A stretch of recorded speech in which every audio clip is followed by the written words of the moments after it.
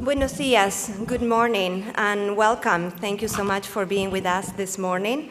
My name is Magdalena Mieri. I'm the director of the program in Latino History and Culture here at the National Museum of National Museum of American History for now. And it's my pleasure to welcome John Santos and Felix Contreras for this fascinating workshop this morning. This year marks the 10th anniversary of Jazz Appreciation Month. JAM was initiated by the National Museum of American History in April 2001. The history of America cannot be told without America's music. Jazz, made in America, especially is interwoven with this country's history and has become our musical gift to the world. Many of our Smithsonian museums and colleagues, like the Smithsonian Latino Center, helps put together a full month of programming, and I want to acknowledge my colleagues, Ronald Woodaman and Danny Lopez, and the Latino Center Director, Eduardo Diaz, for supporting events like this. I also want to extend my gratitude to my colleagues at the museum that put together Jazz Appreciation Month, Joanne Stevens, Kathleen Fallon, and James Zimmerman. This morning, we're here to learn and enjoy the wonderful rhythms of Latin percussion through the eyes and ears of John Santos. To help us get the best out of John is a good friend of the museum.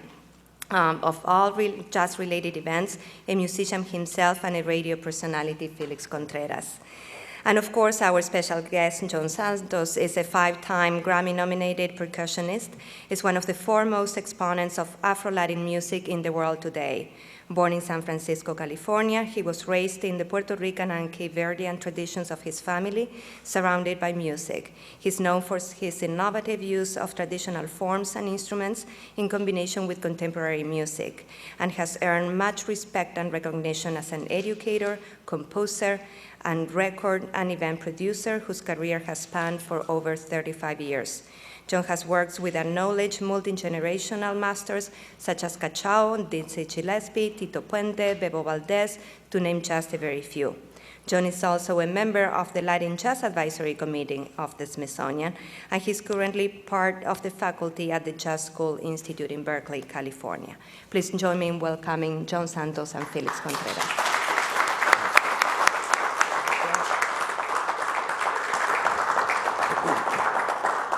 Thank you.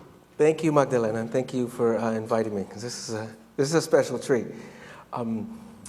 We got a handful of stuff planned, and it's going to be very loose because it's a nice, enthusiastic, small crowd. Before we get into it, I've known John for a long time. I was trying to remember when I met you, because I lived in California for a long time, and it was sometime in maybe late 70s, I think, or something. And I want to explain to you give you an example of how much John is respected and for his expertise and his playing around the world. My first trip to Europe was in '91. I never told you this story. And I was at the North Sea Jazz Festival, and I was meeting a bunch of people, and I met some musicians from Holland. What's the name of the band those guys have? Nueva Manteca. Nueva Manteca.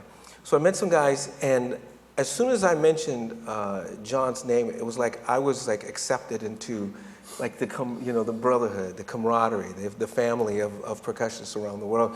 Because John has traveled around the world doing what he does here in the United States and what he's going to do here right now.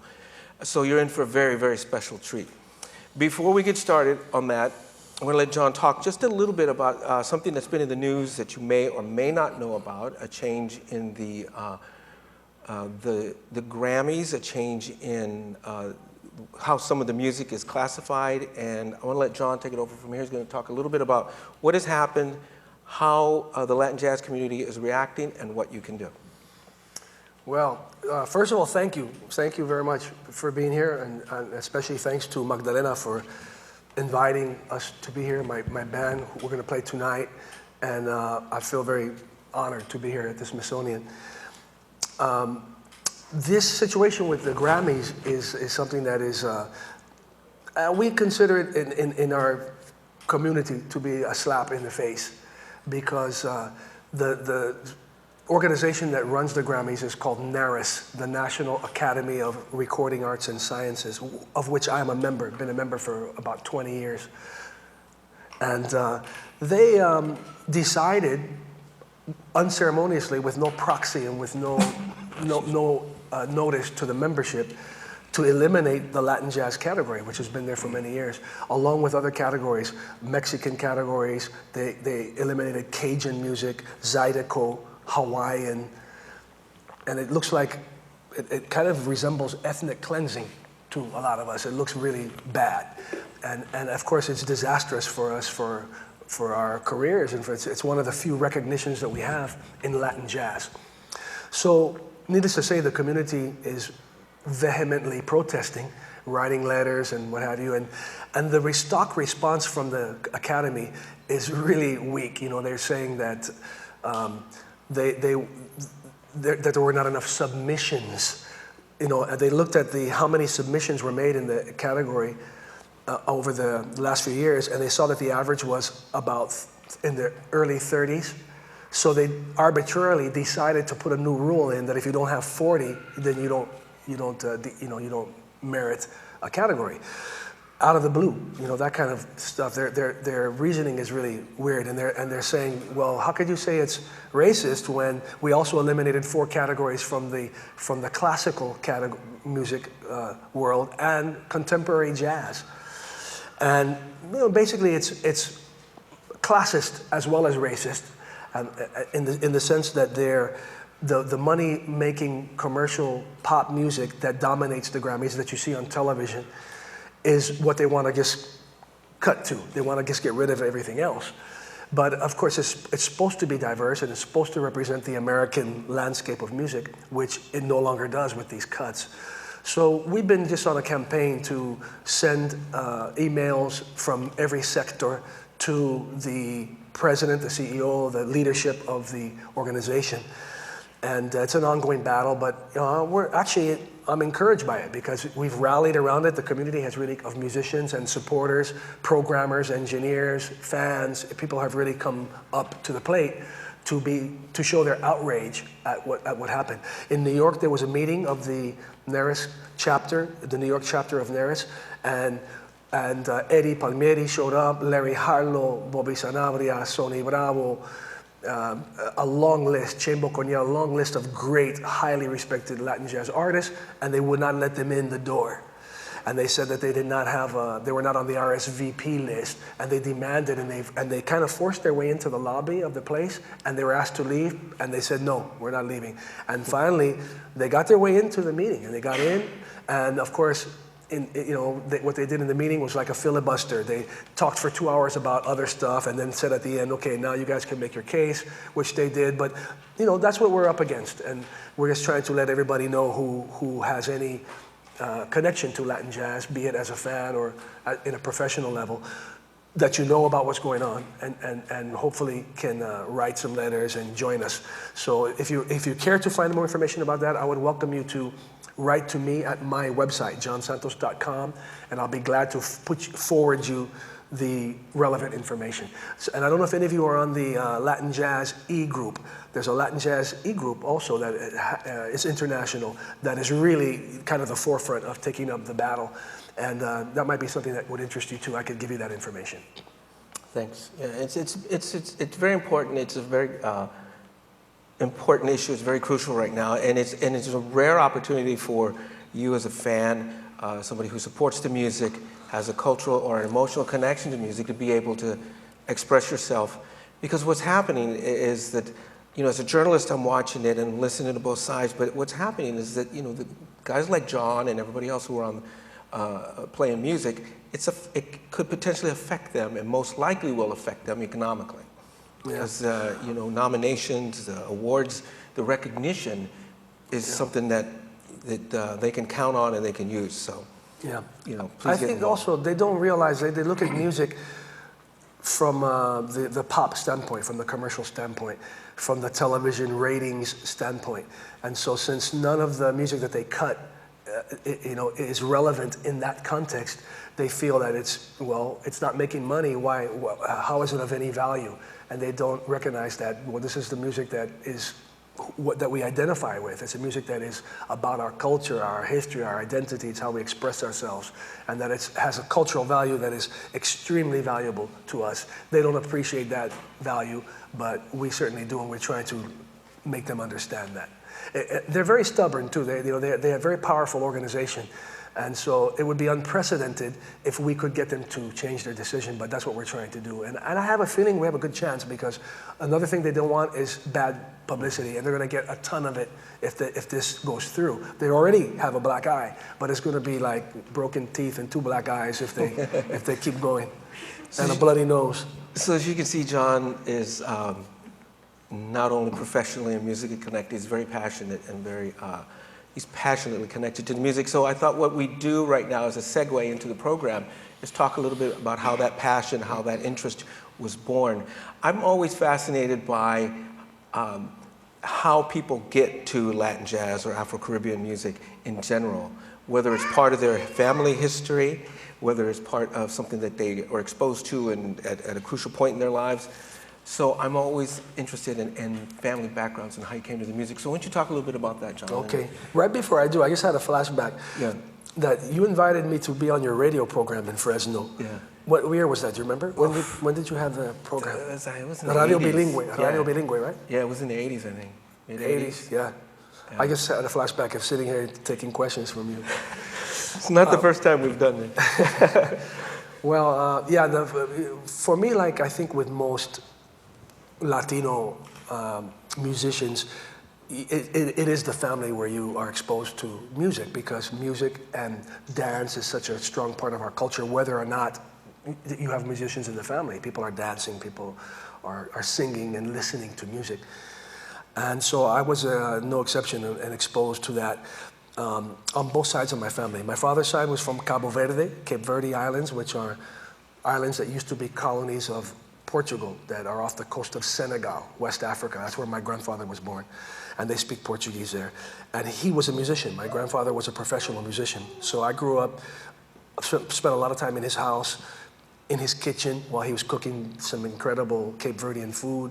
And his partners were all musicians, and they would sit around and play in the kitchen. And I have vivid memories of that, and it's connected to the smell of the food. When I hear that music, I can smell that food, and vice versa. When you smell that food, you hear the music too. They're connected. It's a cultural phenomenon that I think is common with a lot of Latin Americans. I'm sorry, this was in San Francisco? That was in San Francisco. Okay.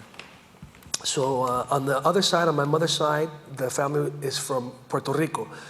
Although we're several generations removed from the island of Puerto Rico, because my Puerto Rican grandmother was born in Hawaii. She was part of a big migration of Puerto Ricans that went to Hawaii when the United States invaded Puerto Rico in 1898. And for the next few years, several thousand Puerto Ricanos went to Hawaii.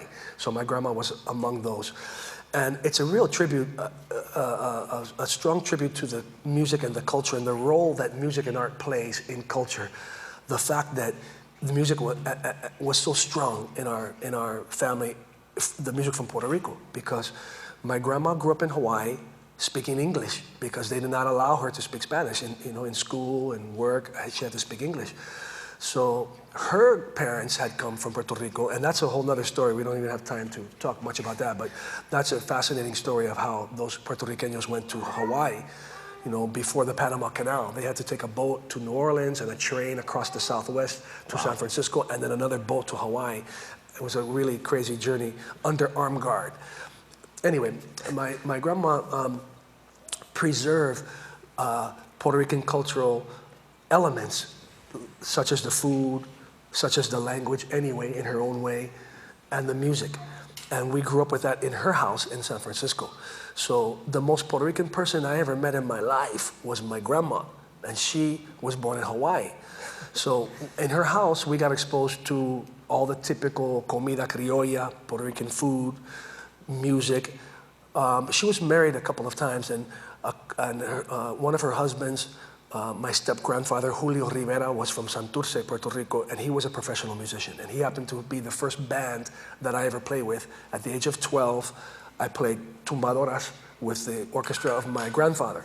And so that was a big thing for me. But I have to share with you this small story that underlines what I'm talking about.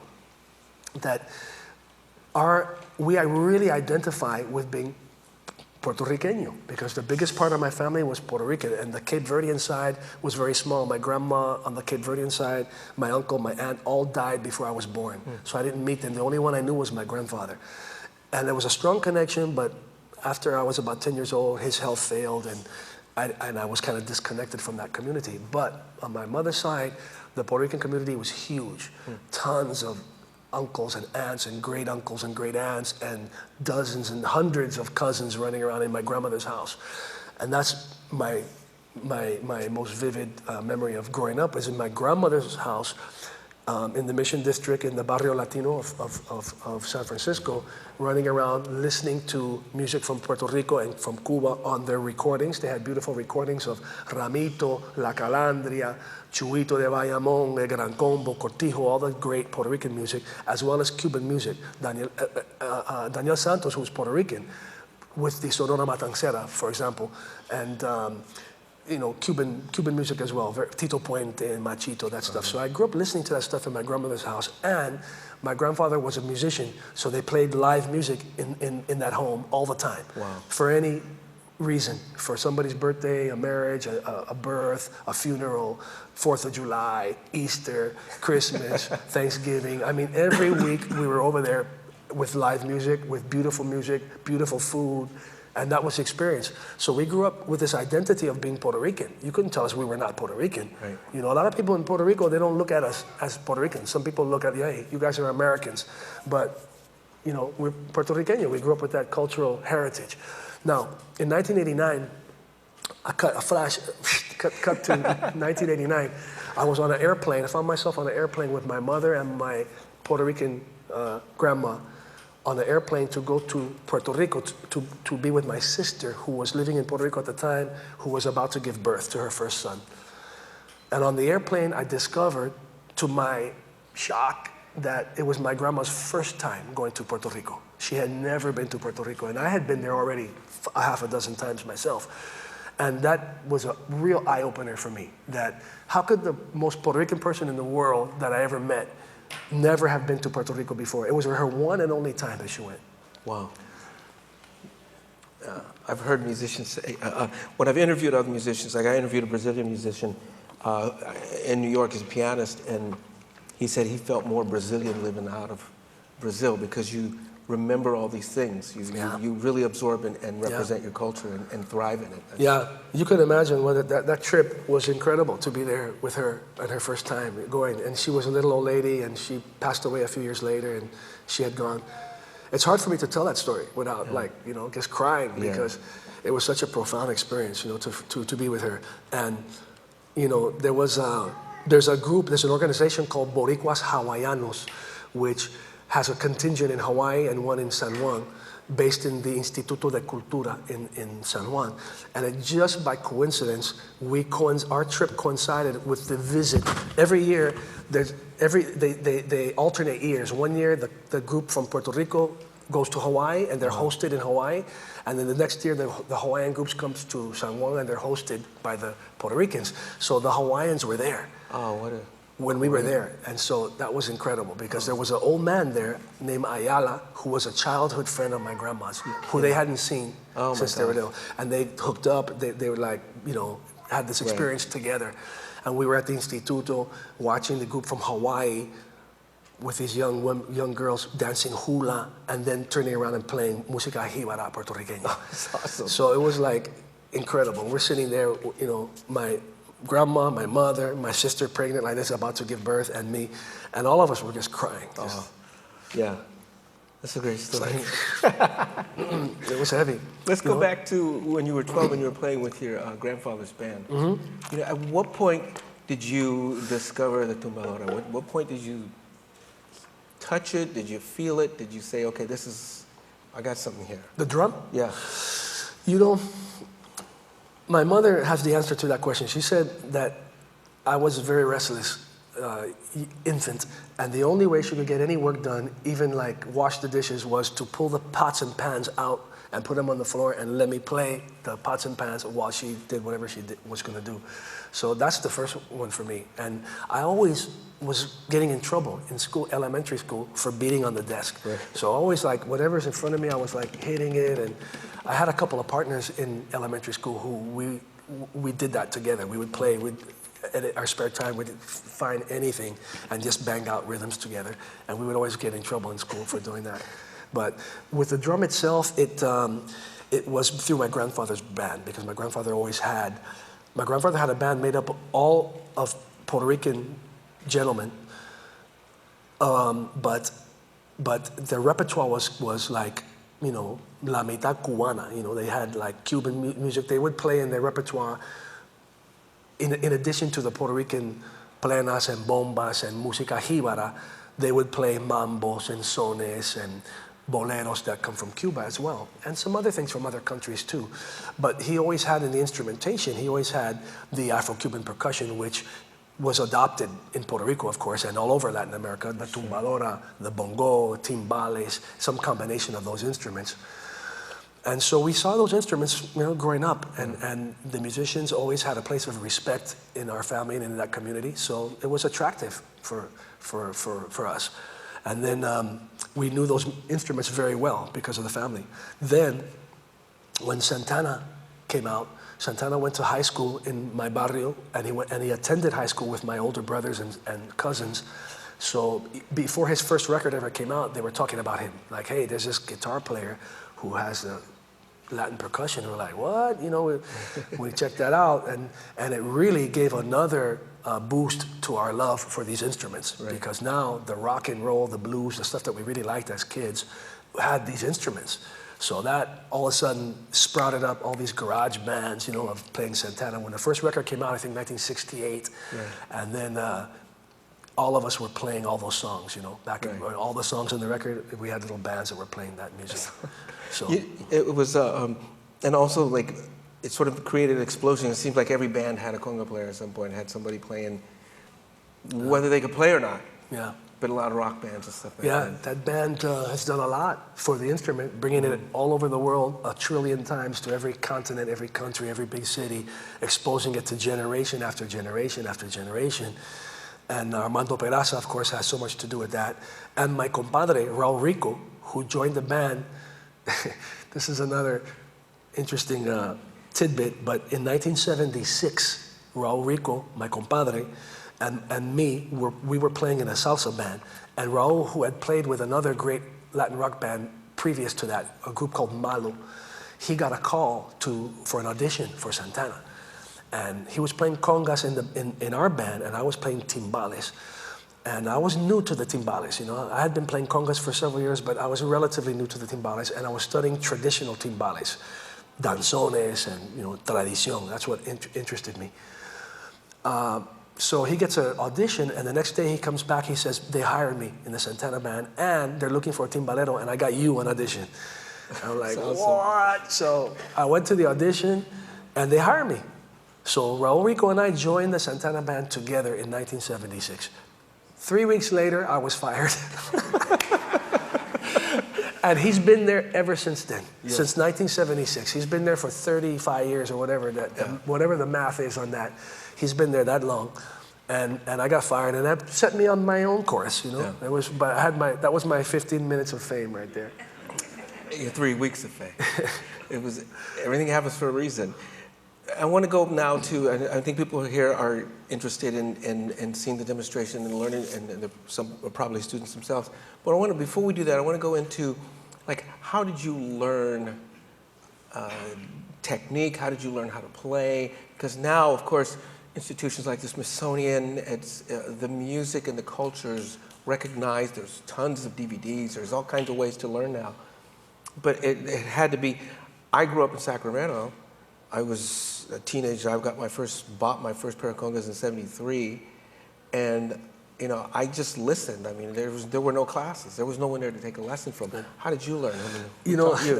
That's a great thing, because I wish that when I was learning that there was one DVD, or one video, or one teacher. There was nobody teaching in San Francisco area. San Francisco is typical of the West Coast, that our Latino community is not Caribeño. So tumbadoras and stuff like that is not part of, so much as of the Central American population. So our Latino population is mainly Mexicano, Salvadoreño, Nicaragüense, and these are not the tradition. This is not the tradition, so the music is different. So for those of our small communities of Caribeños, we had our drums, but there was no formal way to learn. There was not being taught in the schools. There were no teachers. And so I learned from the mayores, from the guys in my grandfather's band. I would watch and listen to the records. I had a great record collection of my grandparents and my parents to learn from, which was a great resource and continues to be a great resource. But from watching and asking questions. So when they saw a young person, the older guys, asking questions, they love that. They bring you under their wing and they take you in. And that's how the tradition is. It's an oral tradition going back to Africa for centuries. It's an oral tradition. So it's really part of that.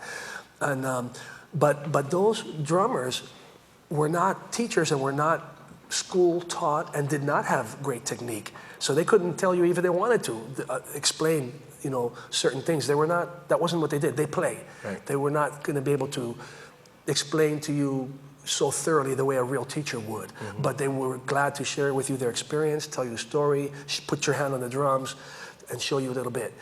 I have to say, as a part of that I'm one of the professional musicians that you'll see out there that has probably the worst technique outgoing, because technically I learned how to play wrong.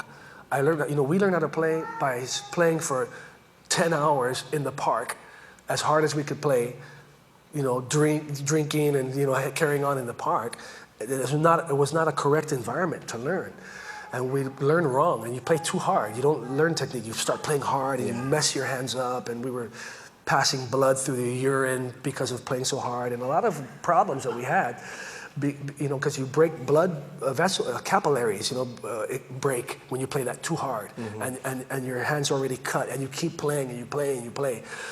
We learned how to play that way. So those habits that I learned there for playing for about 15 years like that, I still fight those bad habits. Now I know better, and I understand the technique, the concept, and I teach my students the right technique. But my students right away have better technique than me, because I'm still trying to break old habits.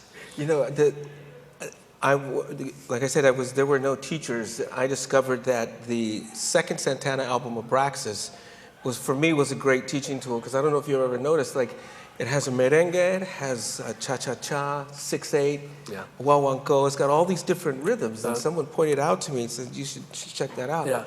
The first cut on the second side is a song called Se Acabó. It's a merengue. But it was scratched, and I didn't know it was scratched. So I learned how to play merengue from... So when I finally got to play somewhere, I was off by like a beat and a half. I learned how to play. Man, I never heard of that something like that before. But I have to say, you're right about that record, and we learned those records backwards and forwards. We learned everything. We learned even how to air guitar, Santana solos, and everything. But in reality, none of those rhythms were played correctly, because those guys playing on those records did not know. They were also like me, Mike Carabello, of Puerto Rican heritage. Also, his family was my family knows his family from Hawaii. Huh. He was just like me. He came through the pipe a few years before me, but he was the same way, in the park, playing drums, no teacher, no technique. And so they played by ear. They would listen to the old records, and you try to imitate. But if you don't have somebody to show you, hey, that's wrong. That combination of hands is wrong. That position is wrong. That all of that stuff. So he, like me, learned. I don't know if he would appreciate me exposing him like this. He's not here. That's okay. No, he's a close friend. He would laugh because he knows, just like me, that we're in the same boat in that we learn to play in the street with not good technique.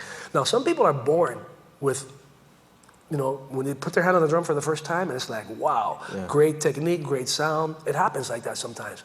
The rest of us have to be taught and practice and study. But anyway, those I come to find out later that those, the way that they played those rhythms was not correct. It's good to give you a beginning. Right. It's good to start. It's fine. It's beautiful. But if you want to really dig into any of those rhythms, then you have to look elsewhere.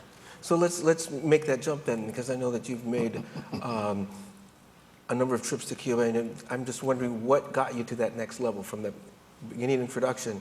How'd you get to where you were very serious and absorbing a lot of stuff? You know, it's a series of events, you know. I mean, it starts with my grandfather's band, because those musicians took the music very seriously. You know, they had a lot of pride.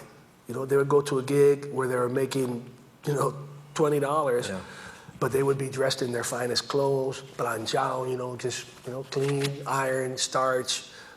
That's traditional. That's the same in the Black American tradition in this country. The jazz musicians, the old timers, always go sharp, you know, and that's a tradition that's kind of universal. I mean, my grandfather from Cabo Verde also, every day, whether he left his house or not, he would have a suit, a tie, a fresh flower in the lapel every single day, even if he didn't leave the house. So, you know, that's something that impresses you as a young person. So we took a lot of pride. We understood it was a thing of pride, you know, that it's a tradition, it's our culture, it's our identity, it's representing us. So, you know, that leap is one that happened. It's not really a leap. It kind of happens gradually, and it's ingrained in you. Then, so I was very curious. I was asking questions. I had these great record collections to draw from, to listen to. And I had some experience with music, because in the 3rd grade, I played clarinet from the 3rd grade to the 6th grade. And I learned a little bit about writing music, writing out rhythms. So I had the ability, even by the age of 12, 13 years old, to listen to something, and if it's something I heard that I like, I could transcribe it. I could listen and just play it back a couple times and write the rhythms out. So I started like that, and pretty soon, before I knew it, I had, you know, binders full of notes of rhythms and riffs and solos and ideas that I got from all these incredible recordings that go back to the 20s. So that was a very rich resource for me. And I studied it, and I asked questions, and I listened, I studied, and then eventually also all my family and friends, knowing that I was so interested, would bring me stuff. When they would travel to Puerto Rico or to New York, to Cuba, they would bring back for me libros, records, videos. So once the videos started to come in, then you could see, right. You could see, oh man, Tata Wines, you know, we've been listening to Tata Wines for many, many years. For me, the greatest, you know, if you had to pick one, Tata is like his sound, and he's a Cuban conga drummer who just passed away not that long ago, kind of recently. And he's like the papa of technique and of sound. But we hadn't seen him. We only had heard the records for many, many years. And all of a sudden now, boom, you see the video of Tata, and you see his hands on the drums. It's like, oh my God. It's like such an eye-opener. Uh-huh. So that took us back to the drawing board, you know, and study and, you know, make that leap to technique. I've only been to Cuba 3 times. I went for the first time in 1990. But by that time, I had already been, you know, immersed in Cuban culture. You know, the music, when we talk about Latin jazz and salsa, you know, Cuba is by far the most influential, as you know, the most influential place. And Cuba has the drums that we use in our music. The tumbadora is Cuban drums. The bongo is Cuban. The timbales are Cuban. So we have to acknowledge that, because, you know, not everybody does.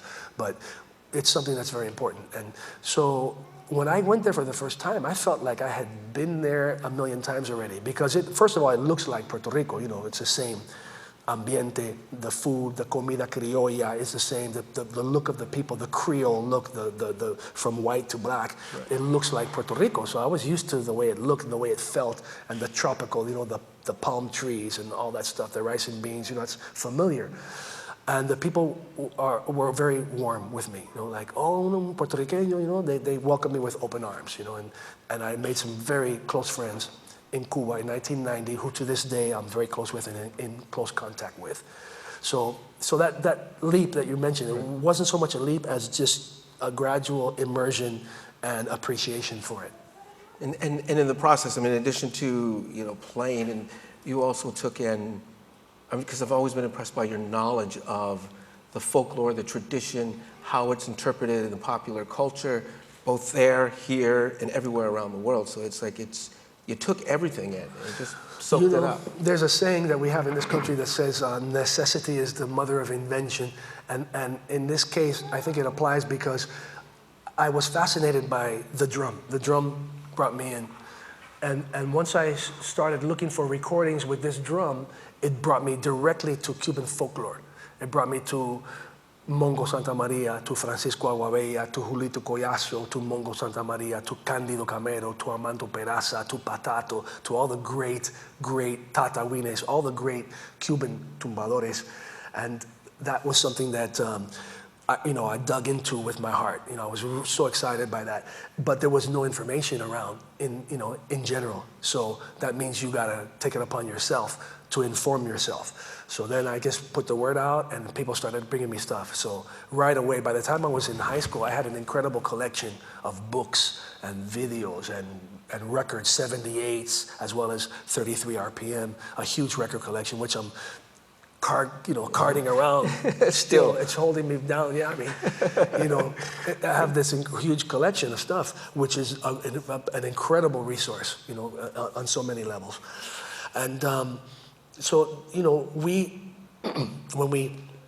when you love something that much, you take it upon yourself to find out. So I started digging in and just, found out and studied and read and compared and made my analysis, so to speak. So people started asking, because I had this collection and started to get some knowledge about it, other people in my community started asking me to make presentations. When I was in high school, I made do a lecture at the local library. I taught at Mission High School. Raul and I did, because people were interested in the information. And so that means, I'm going to do a lecture at the library. I have to prepare for that. Yeah. So boom. So that got the ball rolling for me, kind of on a pseudo academic level. I'm not an academic. I don't have a degree. I've never studied. I didn't even make it through my one and only semester of college. I didn't even make it through to the finals, So, it's because I was so restless about this information, and it did not exist in the schools, and I did not have the patience to get a degree and then go from there. I didn't understand that. So I wanted to dive in, and that's the only place that the information existed, is in the Universidad de la Calle, the people who are practitioners. You have to go and get experience and go travel and go to Puerto Rico and go to New York and go to La Habana and go to Matanzas and ask questions. And so that's what I did. And I was very lucky to meet so many of my idols, my heroes that I know from the recordings, recordings from the 30s, 40s, 50s, that I had got from my grandparents, and then I would go to Puerto Rico, to New York, or to Cuba and meet those people, many years later. That was a great part of my formation. The theme today is Latin jazz, and I think we all have an experience where we grew up at least two cultures in this country, as you're growing up, your own culture, and then stuff that's around you. And I'm looking back on it now. I remember one time you were with a group and you were in Fresno where I was living, and you came by and you played, and I was talking to you, I was asking you questions about stuff. And one thing you said always stuck with me is, because I was asking you about playing timbales. Well, that's one of the things. I was asking about playing timbales and all that, and soloing and stuff. And you said, what you don't play is as important as what you do play. I remember that. And years later, I heard Miles Davis say it. I heard, it's like it's a philosophy in music, but in particular in jazz. And that's the theme that we're talking about, Latin jazz, and how the two cultures come together. And they're not really separate. They're like one on top of the other, almost like a hand like this. Yeah. What point did you start listening to jazz, and how did you incorporate some of those ideas and stuff into what you were doing? Jazz was there from the beginning, because my parents were born in San Francisco and were great jazz fans. Mm-hmm. My uncle was and is a jazz freak, and he has a collection of records, of jazz records, that will fill the stage. Oh my gosh. And so when we were kids, we'd go to my uncle's house, and that collection was there, and that's what they would be listening to. We'd be playing, they'd be sitting around having a drink, eating, and the music we heard was from his jazz collection. And they would put those records on, and he's a connoisseur. He could pull out any record. You could pull out any record randomly from his collection, and he'll say, that was done in such and such a year. The people playing on that record are such and such and such. Should have been this guy, but he had a cold that day, so this other guy came in. He knows all the details of all the sessions. He's like that with jazz. So I grew up around that also, and listening to all the great jazz players, along with I concentrated more on the Latino music because as a percussionist, that's the music that attracted my attention. So I listened to less jazz than Puerto Rican and Cuban music. I also very attracted to Brazilian music because of the Cape Verdean connection. And so I grew up around that more of that Latino stuff. And the folklore, traditional music is what has always, to this day, attracted me the most. But I've always had a healthy respect for jazz, and it's always been there, present with my formation the whole way. I had to laugh when you said that thing about playing less. It's as important, what you don't play. The person who put that in the most eloquent way for me was Manny Oquendo.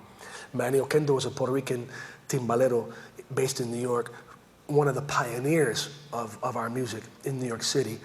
He was, I think he was born in Puerto Rico, but he grew up in New York. He might have been born in New York, I'm not sure, but in the 30s, starting in the 30s, he was in that New York scene.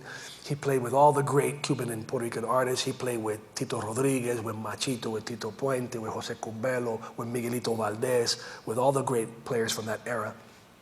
And then he formed the group Libre in 1974, I believe, which to this day continues under his name, even though he passed away a couple years ago, too. He's a great, great percussionist and fierce warrior, defender of those traditions. And he was commenting. Somebody asked him about, well, what do you think about the modern technique? Because the technique has evolved a great deal with this instrument. From the time when I was playing, I'm kind of one of the last of the generation that didn't have the emphasis on technique. I wish somebody would have told me, see, I didn't even understand there was a connection between the word technique and playing the conga drum for, like I say, 15 years. If somebody said, hey, your technique is horrible, that would have been a big help. But anyway, nowadays, the emphasis is on technique. So if you want to learn how to play, you get a video from Giovanni Hidalgo or Paoli Mejias or Anga or any of these number of great conga players with incredible technique. And if you practice within a relatively short time, you're flying on the drums. You got these doubles and these rudiments and these techniques. All this fancy stuff that all the kids are playing that way now. I'm very jealous, if you could tell. Yeah. Because I see those kids that have been playing 1 year or 5 years, and they can fly. They can play, with one hand faster than I could play with two hands. And that's just the reality. And they asked Manny Oquendo about that. Manny said, I'll never forget it. Manny said, he said, well, he goes, those kids play, it's all rolls and no butter. And that says it all, very simply. La sabrosura, the flavor, the taste is what's important, not all that. And that's what any veteran, in jazz or in Latin music is going to tell you. The kids are always, running around. And, I'll share with you one other story, which also illustrates it from a jazz perspective, which is a story about a rooster, a couple roosters, an old rooster and a young rooster hanging out near the hen house. And they're just hanging out. And here comes some little pollitos, a couple of cute young chickens come walking by. And the young rooster approaches them and says, starts scatting. And they look at him like he's out of his mind, and they give him a dirty look, and they just walk. They don't pay him no mind. And a little while later, same thing happens. A couple of young chickens come by. He walks down there. He starts scatting. And they look at him like, and they just shake their head. They walk away. It happens again. A couple pollitos come, and the young rooster starts to run down there, and the old rooster grabs him by the wing and pulls him back. Don't say nothing. He goes like this. And he walks over, and he goes, cock-a-doodle-doo. And then he walks away with the two young chickens. And he turns back and he says, learn your standards first. So it's all about the same concept. That's funny, man. That's a good one. I'm going to steal that one.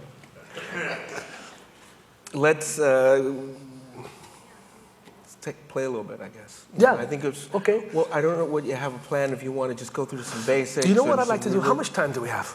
We have till. About an hour, no, an hour, sorry, half an hour, a little longer. We have about a half hour. Okay. What I'd like to do, with your permission, is I want to play for you one song, a 3-minute composition from the computer. Is that possible? Are we cool with that, Willie? I hope so. Okay. Okay, we're going to try it. The reason I want to play this for you, actually, I want to play it. I don't want to, let's see if it plays. Let me play it first, because if I build it up and tell you what it is and then it doesn't work, then that doesn't make sense. So let's see. Let's hear this piece of music, and then I'll tell you why it's important, although you probably will have figured it out. Here it comes.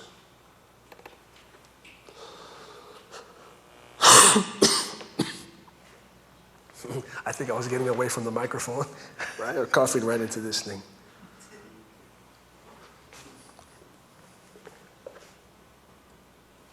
It's playing, but it's not playing.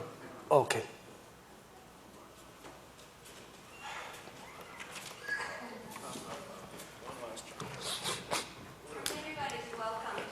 Yes, I'm sorry. If you do have questions, I'm sorry, I forgot to.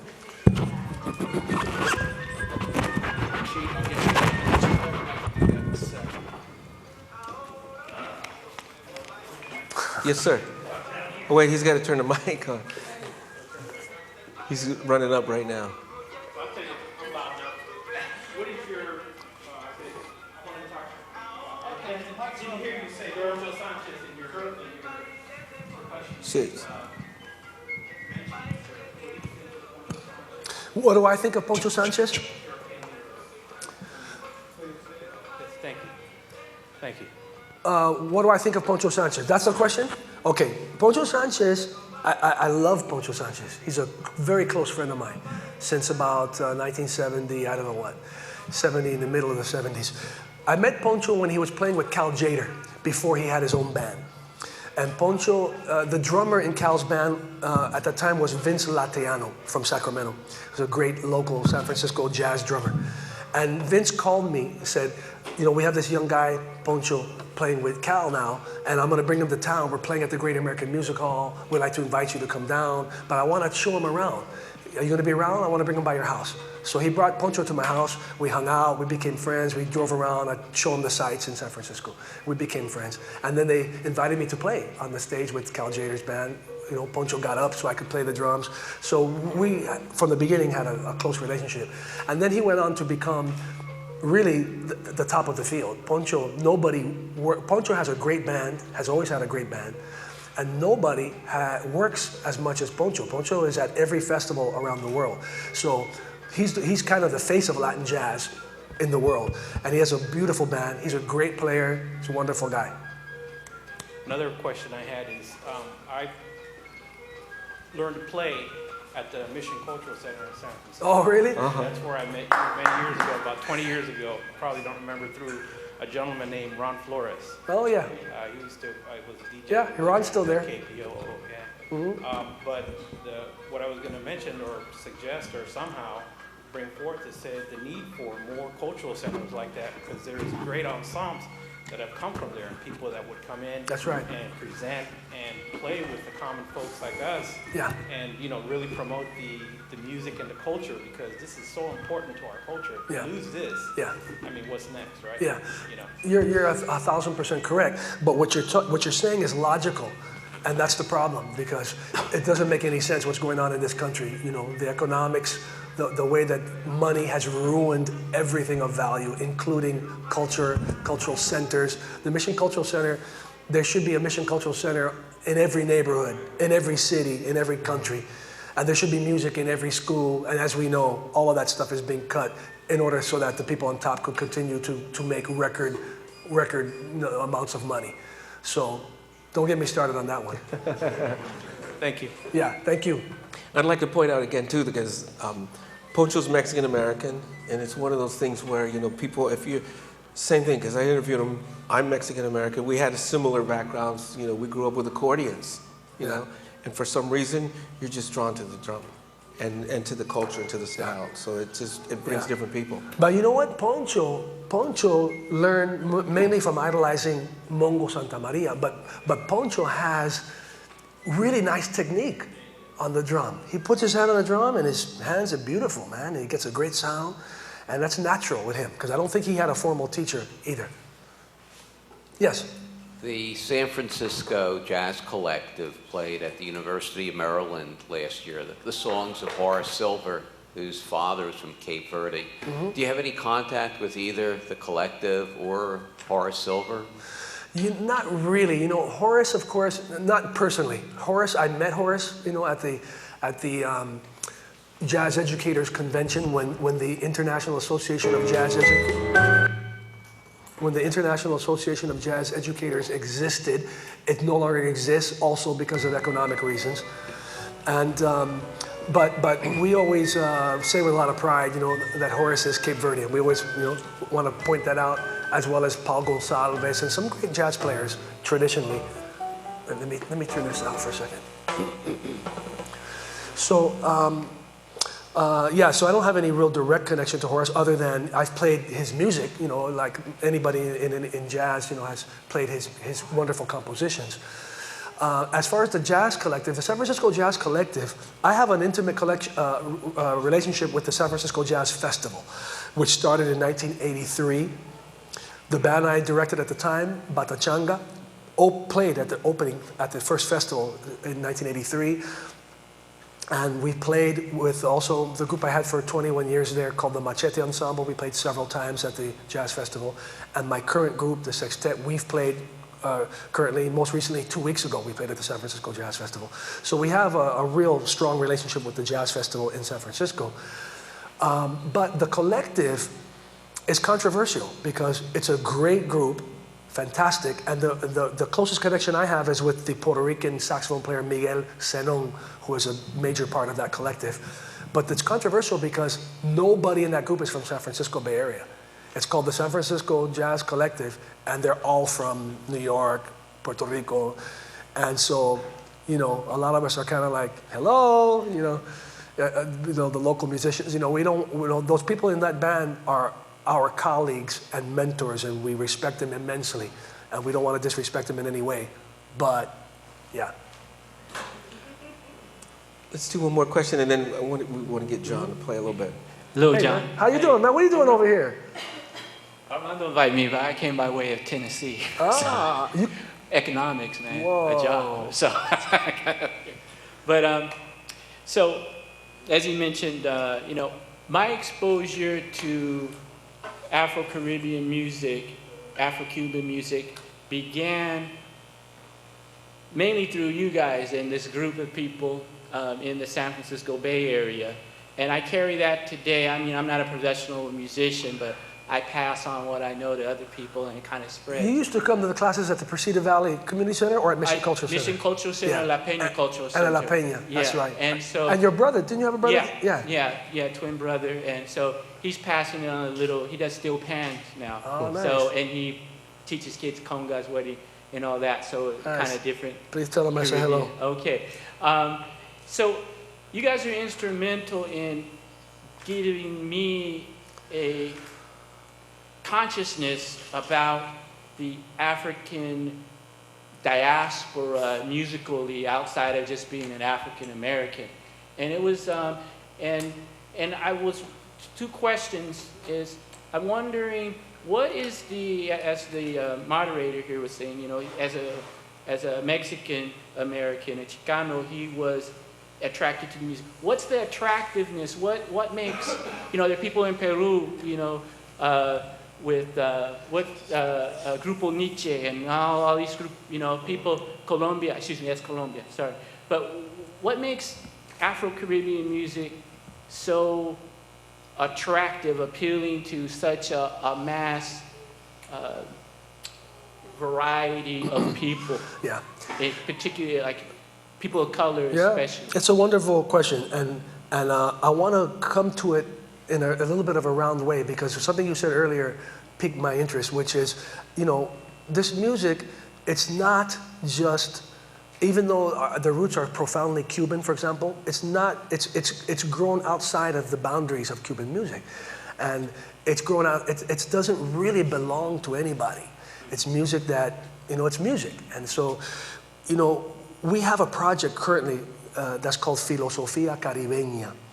And one of the premises of the project is that this is music that emanates from the heart of the Americas, which is not Nebraska or Oklahoma, but is the Caribbean, which is Cuba, Puerto Rico, those islands. That's the heart of the Americas. And we have in the United States, unfortunately, a line that has been taught and accepted that says that anything 5 minutes south of our border is not American or less American. And that's a total lie, of course. Central America, South America are no less American than North America. And the United States is one country. So it's a very arrogant attitude that we tend to have. And it's one of the reasons why Americans are considered to be arrogant around the world. But we're trying to show, through art and through music, it breaks down those barriers. And we want to show that being American doesn't mean that you are, a certain ethnicity or a certain color or from a certain place. Being American, all of the Americas we have a common history that unites us.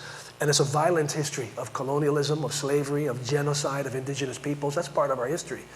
That's the part that those same people want to push under the rug. That's uncomfortable to talk about. Let's not talk about it. But our culture is based on that, and we don't want that to ever be forgotten. So we embrace all of that. And we, in the Caribbean tradition, we feel like this is really a model, even though it came together violently. It comes together with an incredible history of violence, but we want to move forward as a human race and inclusive and show that we have a Creole culture that is trigueña, that we have indigenous blood, by nature.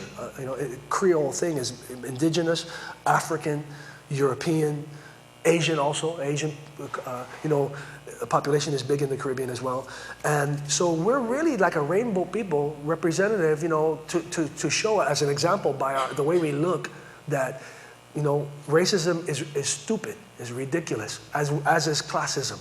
It has no place. It's colonial mentality that exists today that we're fighting so hard, tooth and nail, and it's getting worse. It's absurd. But we're trying to show that with the art that we have a common history of labor, of struggle, and a common history of family values, and we're all just trying to put food on the table and have some freedom, be able to have the basics, education for our kids and what have you, the same thing everybody wants. So the thing that you mentioned about the black, like in this country, the black and the Latino communities are like starkly divided and competing for the couple crumbs that are thrown to us.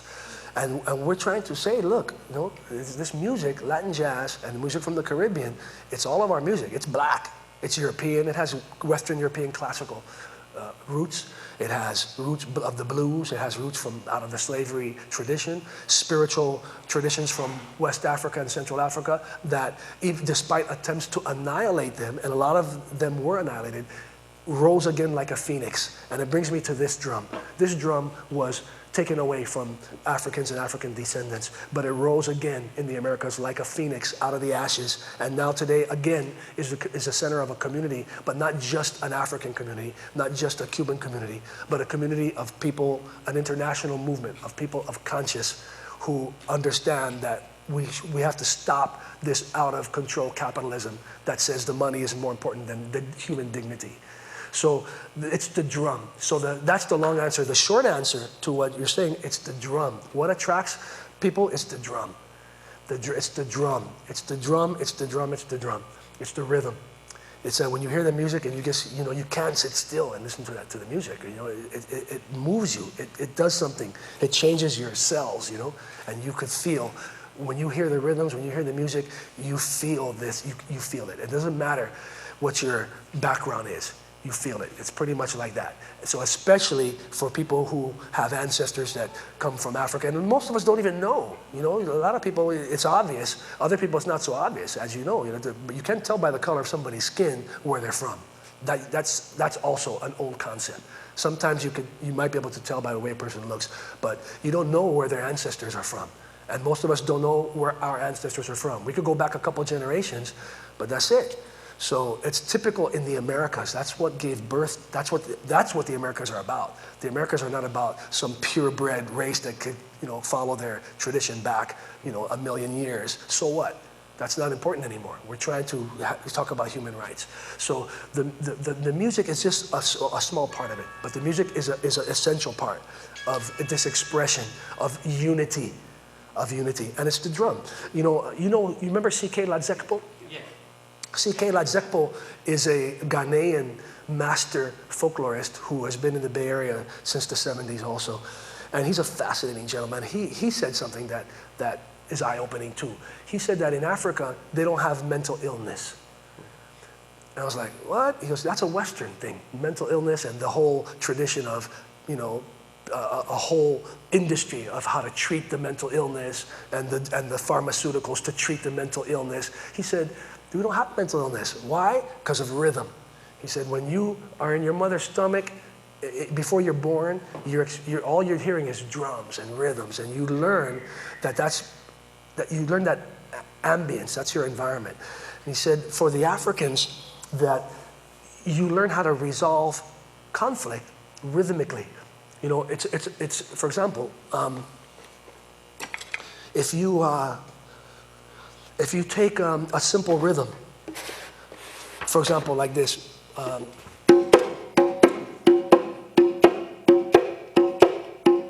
It's very relaxed.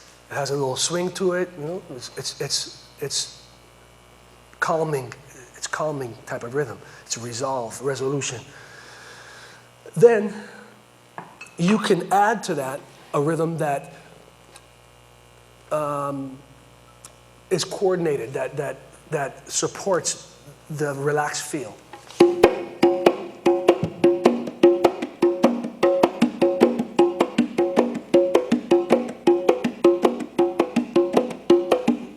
Kind of trance-inducing, it has that repetitive, nice, rhythmic feel. But at will, the African drummer and dancer creates chaos intentionally, rhythmically.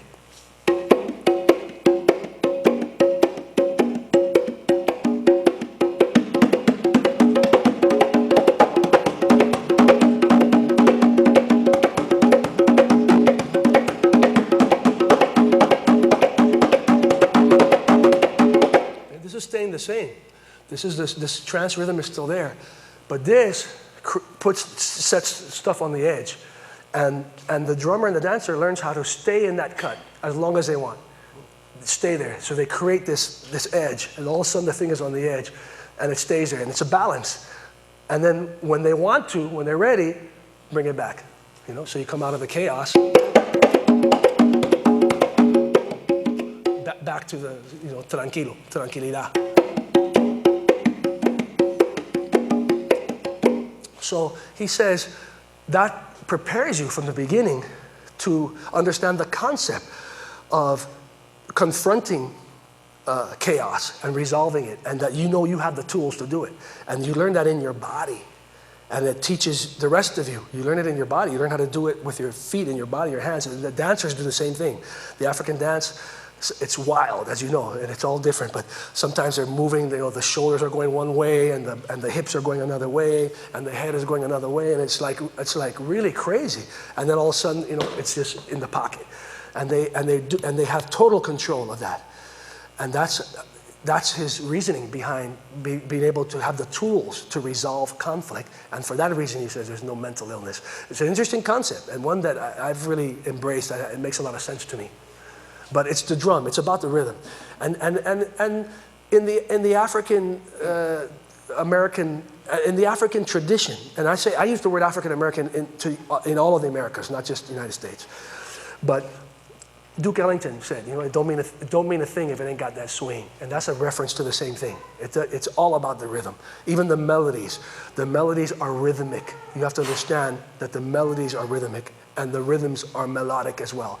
So the concept is one that I think explains why it has this thing, that people of color were cut off from, and were denied. And of course, when you do that, you take something away from people, you can't do that for very long. You know, you could say, hey, you can't do this. This is taboo. People are going to want to find out what that's about, and especially if it's calling you. So it'll call you, and it doesn't matter if you're, you know, Mexican or German or anything. This tradition of the drum is everywhere, everywhere. I've been in little farm town in Germany that you have to drive, you know, 2 hours from the nearest city, and to find a community of German women playing conga drums, you know, who asked me to come there to teach a workshop, that kind of stuff. I mean, in Japan, in France, in Holland, I mean, it's everywhere. So it backfired. The people who tried to kill the drum, it backfired on them because the drum is everywhere now. Long answer to a short question. Go ahead, play with it. Yes? Would you talk about the cajon? Yeah, let's do that. The cajon, of course, cajon just means wooden box. The cajon, what I love about these instruments, there's another thing that fascinates me about all these instruments, that you could pick any one of them and they have a story to tell, an important story. This is where the documentation of our history in the Americas really lies, because the history books were not written by us. So it's somebody else's perspective. But these drums tell the story. This is a drum. This is a wooden box. Wooden box emerged as an instrument precisely because these drums were not allowed for Africans and descendants of Africans to play. So what do? The port workers in La Habana, in Matanzas, also in Peru, it's a tradition that happened. This is probably something that happened universally throughout the Americas, is that people discovered that, hey, a wooden box actually has a sound to it. It could sound like a drum. So they started taking like crates that were used to ship codfish or different things, and started realizing, wow, we could use this as a substitute for a drum. So then they started making them into instruments by polishing them so you don't get splinters in your hand, by sanding the corners, and by experimenting a little bit, closing them up a little better so that they resonate a little better. And then you have a drum. Now, later when the drums were reinstated and allowed for people to play, this tradition stuck in Cuba and in Peru, this tradition of the cajon. So to this day, you can go to Cuba or Peru and find this tradition of the cajones. Also, the Peruvian cajon, which is this one that I'm sitting on, also was really influential in Spanish music, went back to Spain, and now is common in Spanish music. In contemporary Spanish music, música flamenca and other music, they always have cajones in that music. And it's kind of an adaptation and an evolution of the Peruvian style cajon. But the first cajon tradition I ever heard of, the one I was exposed to and the one I love the most, and the one to me is the most complex, is the Cuban tradition. And so today you find these groups like the Conjunto de Clave y Guaguancó, the Grupo Yoruba Andabo, Los Muñequitos de Matanzas, that use a lot of cajones. They mix cajones with conga drums, with bata, and they're mixing the traditions up. But anyway, it's basically a drum. So you can get a variety of sounds out of it, basically a low and a high. So it kind of sounds like a kick drum. It's very much also, this tradition is interesting because it's a roots tradition, but it shows you the organic connection to hip hop, because hip hop works with that beatbox thing, and the beatbox uses those sounds. Dum and cha, cha, cha. You know, the low, the kick sound, and the snare sound.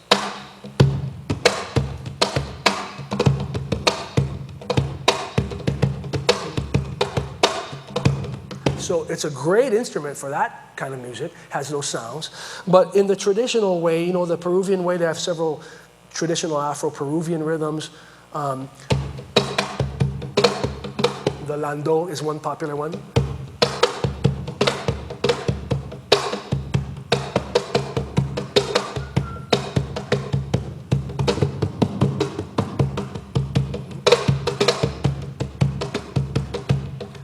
In the Cuban tradition, the cajones were surfaced in the rumba, a style of music called rumba. But nowadays it's used in other styles as well. But in the rumba tradition, it's very open. There's a lot of possibilities of what can be played. For example,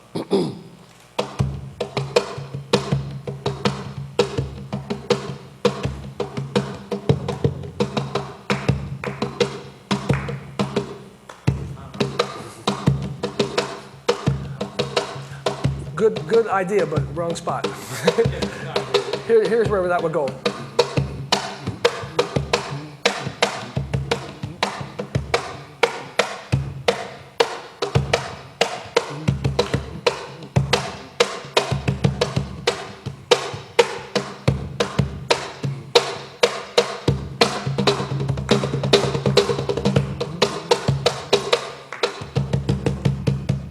So those are some of the sounds for the cajon. Yes? For a person who are interested just starting out, what kind of conga would you recommend and what size and where would you buy it? Well, I work with this company called LP Drums, and you know, there are several companies that make drums. The LP line of drums has been around for a long time. I prefer these drums. They're well made, and they're also a large company, so they're obtainable usually anywhere. For me, it works out very good because if I come here to play at the Smithsonian, I don't have to bring drums. The Smithsonian has LP drums. LP drums are pretty much everywhere. What's important is that if you're going to get one drum, that you probably get a medium-sized drum, not a quinto like this that has a small diameter head, and maybe not a real big head either, but something medium to begin with. There's different models, you know. This conga, the LP conga is 10 and a quarter, 10 and 3/4? No, 11. It's let's see, the quinto is 11. This is 11 and 3/4. Quinto is 11. This is 11 and 3/4. The tumbadora is 12 and a half. So that's relative. You know, they have other sizes. They have other, you know, drums that you also might find that might fit your price range. They have different models. So you have to kind of experiment a little bit and see what works for you. What's important, though, I think, is to get with a teacher or you know, get some direction as far as technique from the beginning. And I speak out of experience with that because I didn't have it. What's important with the conga, you know, the tumbadora, is that I think the mistake that people generally make with the tumbadora is that we get too excited and we start playing too hard. And that's what the technique has shown us, is that you don't have to play so hard. And when you look at the old timers, you realize, man, the whole time they were sitting there playing really nice and mellow. And we were getting excited watching these young people play, like, flailing away. And the old guys hardly raise their hand off the drum sometimes, but they get beautiful sound out of the drum. The drum is it's like a violin, you know, and if you touch it, what I love is like the word to play music in Spanish is tocar, which means to touch, literally. In English, we say play, and it ain't playing, or hit the drum, or play the drum, and it's not, you know, and that doesn't describe it. Tocar describes it. It's a touch. It's a feel and a touch when you strike the drum, as far as what sound you get. And it's subtle.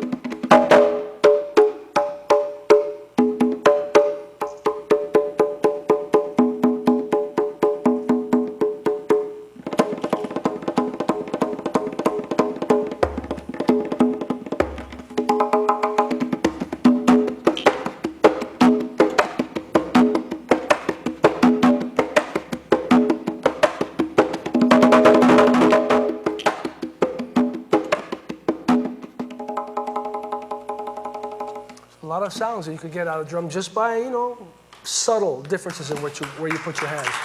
Gracias. Great. Thank you. So, did we get the audio going? Yeah? Let me try. I want to play you this one piece because it's out of this world.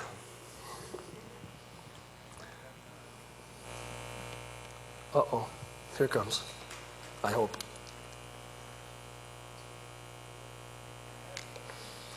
Or not.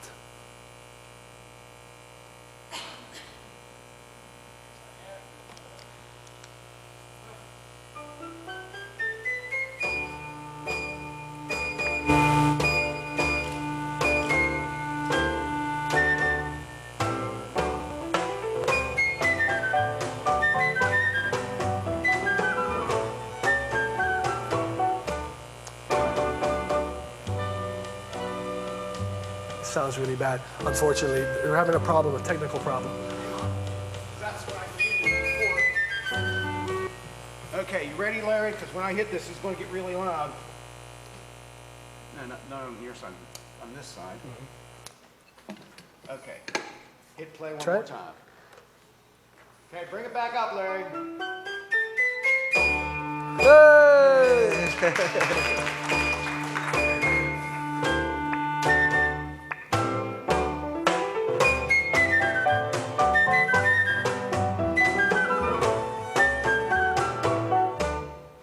Okay, now that we know we have that, I can tell you what it is.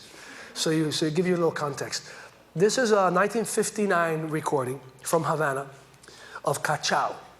Cachao is one of the great, great musical geniuses of the 20th century, beyond Cuban music. He's a Cuban musician, classically trained Cuban musician, great composer, great player, great pioneer of Cuban music. I had the great honor of playing with Cachao, performing with Cachao, of touring with Cachao in Europe, and as a matter of fact, I played with Cachao here at the Smithsonian before he passed away. He died a couple years back. He was supposed to play with us in San Francisco, and he died like a week before the gig, so we ended up doing a tribute to him, of course. But he's a great person in Cuban music.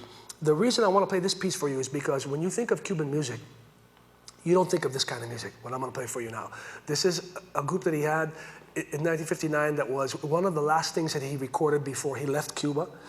And it's a charanga. The charanga style of music is identified by the instrumentation of strings. It comes straight out of the chamber music, Western European classical instrumentation. Violins, acoustic piano. He played the acoustic bass. The flute, the ebony flute, those European classical kind of flutes. And then the percussion is timbal, the Cuban timbal, which is directly descended. It's really like a Creole evolution of the timpani, also from the Western European classical tradition.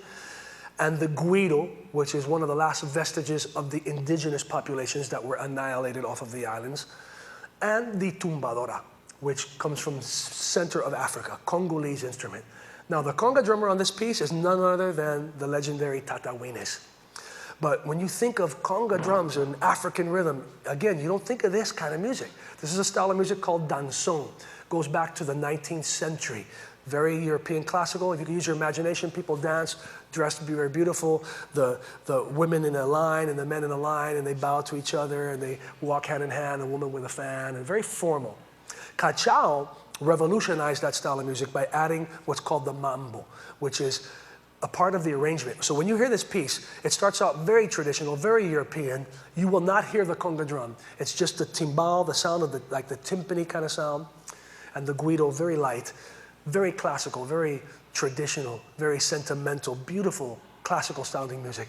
And at a certain point, which I will not have to point out to you, the mambo happens. And when the mambo happens, the tumbadora comes in, and all the classical instruments take on the African concept of playing as a polyrhythmic percussion ensemble, where the violins play a simple 1 or 2 bar phrase. They repeat over and over, just like a percussion instrument would. And the piano does the same thing, and the bass does the same thing, and they go into this interlocking weave of rhythm that is absolutely irresistible for a dancer.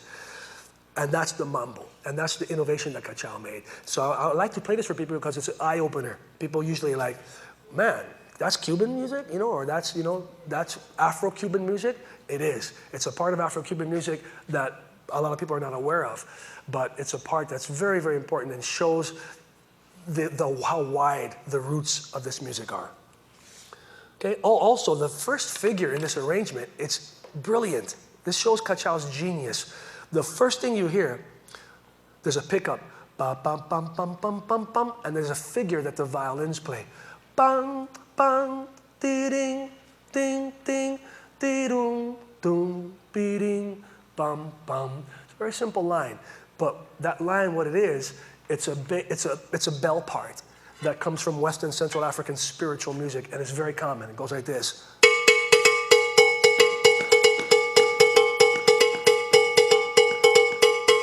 This is the rhythm of that melody. And when you slow it down, and this rhythm is used for spiritual music of Congolese origin, Yoruba origin. For example, it's used to accompany spiritual songs like Ganga mirarelo, Ganga mirarelo, Ganga que oración awe. It's an accompaniment type of song. Now, they slow it down and you get this.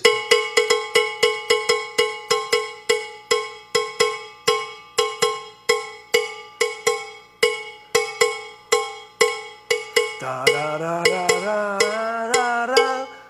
Ah, it's even slower now. I'm too fast. It's back here.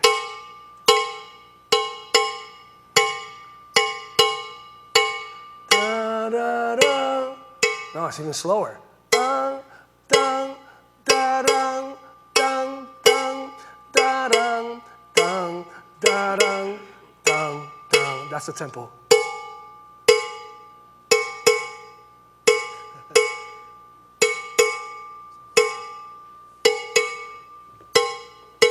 Genius, and it's African. So here it is, a classical form that was played for the aristocracy in the 19th century.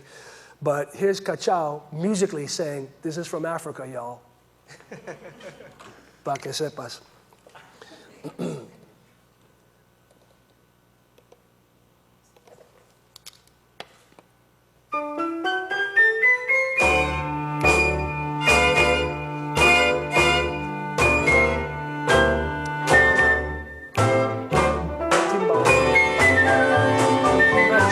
Walking with this, right? The fan.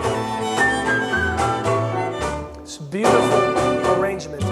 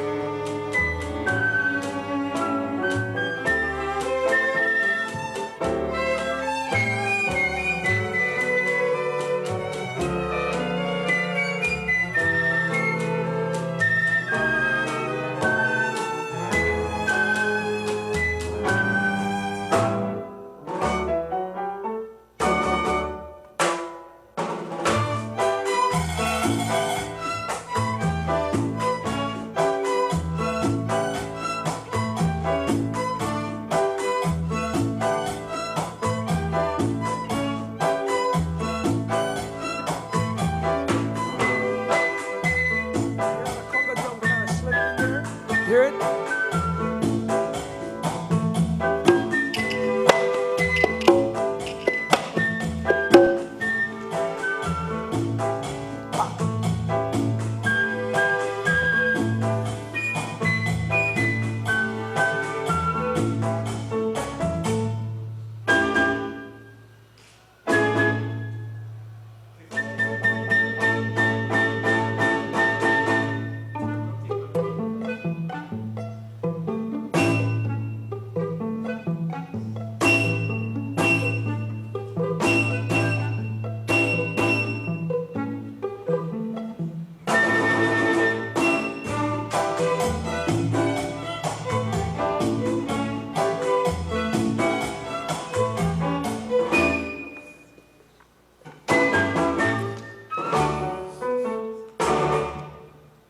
Another part of Cachau's genius was that these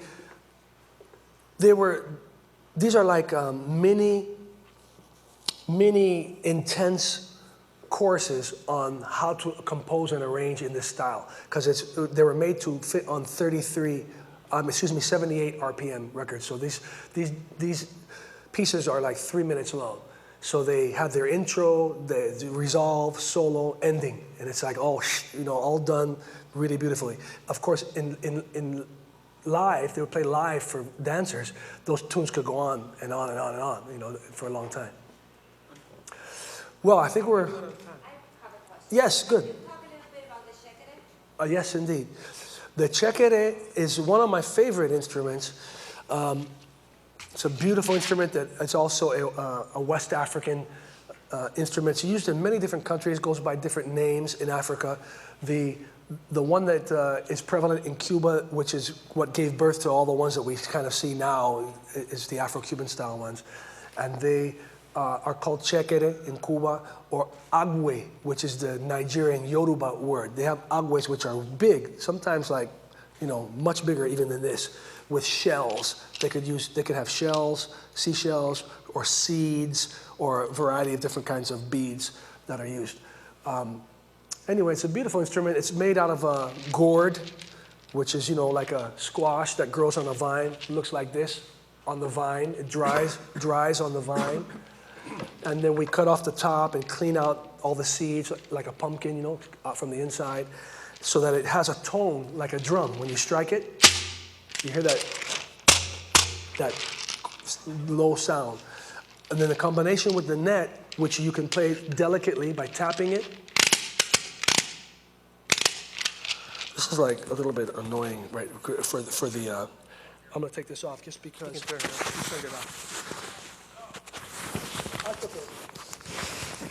This is an intimate crowd, and they can all hear me very well. But these are hard to deal with the instruments, and they have to be taking the volume up and down. So you can play it very delicately.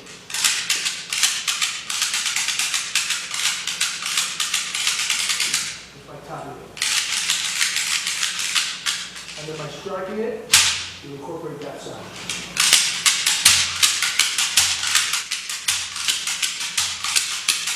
And then, of course, you can be playing with a lot more volume by shaking the neck.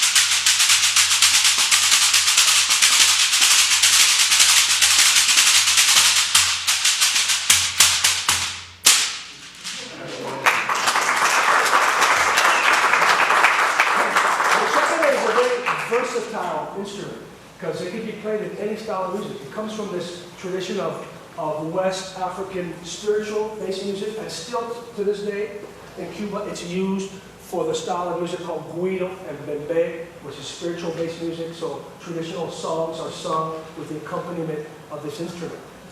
However, it's a wonderful instrument that's used a lot now in dance music and in Latin jazz. We use it a lot, and it's very versatile. Well, hi, and I think there's still have one last question. All right. I have a young son, and he's being raised in a very Cuban household. And I know you have some children. I was wondering if you had some kind of, obviously your upbringing was very influential in what you become, and how do we pass that on to our young kids, and how should we get them started on the whole preservation of the culture? You know, I think that if that is appreciated by in the household, by you, obviously by the parents, then it's just a matter of exposure. I don't know, who you may know around here in terms of teachers and that kind of stuff, which is early to think about that anyway.